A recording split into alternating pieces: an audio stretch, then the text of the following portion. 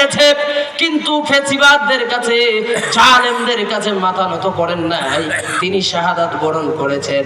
আর মুসলমান ইমানদারের মনের ভিতরে, প্রত্যেকটা মানুষের হৃদয়ে তো এটাই তামান্না হওয়া উচিত, আল্লাহর কাছে যেন আমরা এটাই দোয়া করি, আয় আল্লাহ আমার যদি মৌত হয়ে যায়, শাহাদাতের মৌত যেন হয়ে যায়।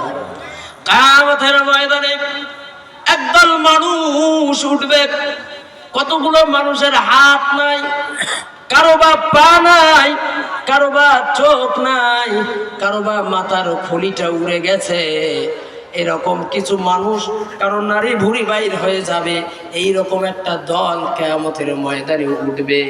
আল্লাহ তাআলা তাদের সঙ্গে কথা বলবেন।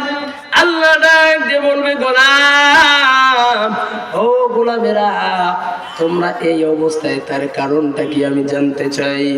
তখন আল্লাহর গোলামেরা আল্লাহ পাক রব্বুল আলামিন কে ডাক দিয়ে বলবে, রব্বুল আলামিন, ও আল্লাহ,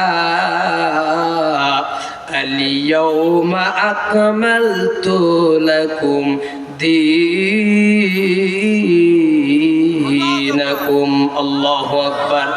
ও রব্বুল আলামিন, আপনি যে জীবন বিধান আমাদেরকে দান করেছেন, যেই বিধানটা আপনি দিয়েছেন রব্বে কারীম, এই বিধানকে আমাদের সমাজে, আমার দেশে, আমার রাষ্ট্রে বাস্তবায়ন করতে গিয়ে, জালিমদের মোকাবিলা করতে গিয়ে, আয় আল্লাহ, ফেসিবাদেরা আমার মাথায় গুলি করেছে, মাথার খুলি উড়ে গেছে।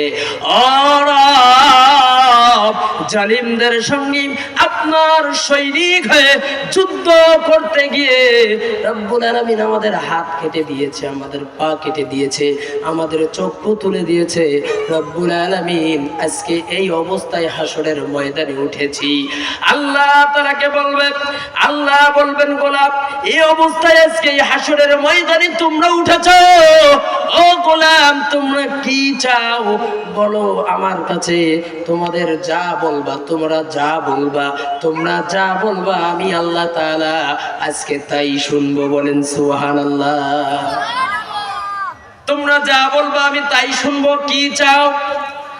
হাত নাই, পা নাই, চোখ নাই, জিহ্বা নাই, মাথা নাই, তারপরেও ডাক দিয়ে বলবে, রব্বুল আলামিন, আয় আল্লাহ তাআলা, এই হাসরের মাঠে আমরা চাই আমাদেরকে আর একবার দুনিয়ায় পাঠায় দেওয়া হোক, আমরা আর একবার আপনার জন্য যুদ্ধ করে হাসরের মাঠে উঠতে চাই। সুবহানাল্লাহ। আরেকবার আমাদেরকে ছেড়ে দেওয়া হোক, আমরা আরেকবার আপনার জন্য, কোরআনের জন্য, ইসলামের জন্য নিজের জীবনটাকে বিলিয়ে দিতে চাই। আল্লাহু আকবার। তাহলে এরকম আশা